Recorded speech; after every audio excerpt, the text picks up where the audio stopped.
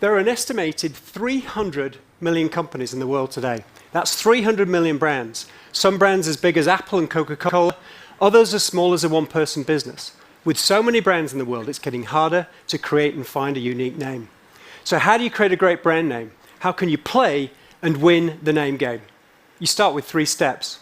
First, select what type of name you want. There are 7 different categories of names, and pretty much every brand in the world falls within one of these 7 categories. Eponymous names like Disney and Burberry work by embodying the vision and beliefs of their founders. These names are okay if you're feeling lazy or just have a big ego. Adidas is more unique. It's derived from Adi Dassler, the company's founder. And Tesla wasn't created by Nikola Tesla. He died in 1943, but the name is an homage to Tesla's electrical engineering achievements. Descriptive names like American Airlines and the Home Depot work by telling you exactly what the company does, but these names can be a mouthful and are much harder to own and protect. Acronyms like GE and BP are just shorthand versions of descriptive names. Some acronyms are more strategic. Kentucky Fried Chicken switched to KFC because fried chicken didn't sound too healthy. And the Hong Kong and Shanghai Bank changed to HSBC to help the bank expand globally. Real words like Uber and Slack are ripped right out of a dictionary and suggest attributes or benefits. Uber literally means an outstanding example, so it works well for a company with big, broad, bold ambitions beyond ride-hailing. Now, real words might seem like good ideas, but in a world of 300 million companies, it's getting harder to find a name. It's hard to find any real words left in a dictionary. Composite names like Facebook and Ray-Ban are created by gluing 2 words together. These names have a kind of 1-2 punch and can be really memorable.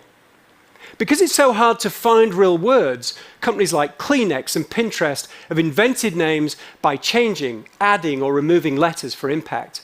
Now, invented names can be highly unique, but if you're not careful, they can start to sound like pharmaceutical drugs, or worse, the name of a sofa from IKEA. Associative names work by reflecting imagery and meaning back to the brand. The Amazon in South America is the world's largest river, therefore the Earth's biggest selection of books, clothes, content, and so on.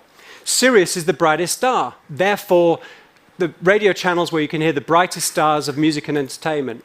And Red Bull associates to a drink with bull-like qualities such as power and confidence. Some brands are derived from non-English languages, like Samsung, which means 3 stars in Korean. Lego means play well in Danish. Zappos comes from the Spanish word zapatos, for shoes. And Hulu comes, I bet you didn't know that Hulu actually comes from a Chinese proverb. A hulu is a bowl used to store precious things. Finally, the 7th type is abstract names. Names like Rolex and Kodak. These names have no intrinsic meaning, but instead rely on the power of phonetics to create really powerful brand names. Okay, so once you've decided what type of name you want, you need to decide what you want the name to say. And look, of course, it's tempting to create names that talk about who created them, or what you do, or where you operate. But the best brand names don't describe. They stand for a big idea, ones that translates into emotional appeal. Nike is about winning. GoPro is about heroism. Apple is about simplicity and usability. And Google comes from the math term. That's a 1 with 100 zeros after it. So that really big number helps support the company's really big original vision to organize the world's information.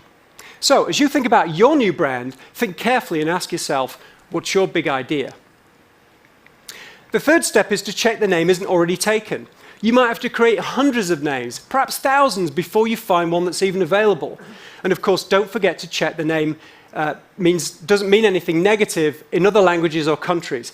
The last thing you want is an embarrassing naming fail, like this brand of toilet paper from Sweden.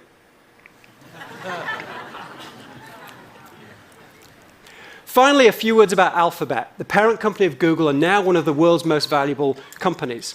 Much has been said and written about the business strategy, but I'll say a few words about the name. Is Alphabet a great name? You bet.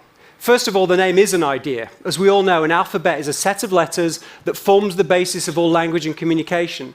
Second, the name provides a playful link back to the companies underneath. G for Google, C for Calico, N for Nest, X, and so on.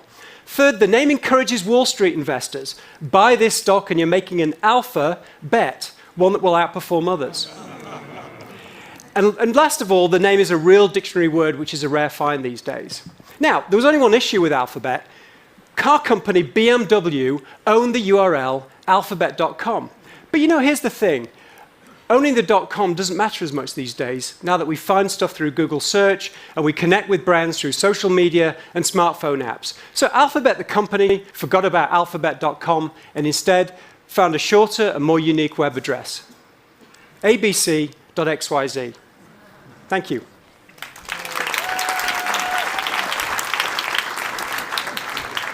Thank you, Jonathan.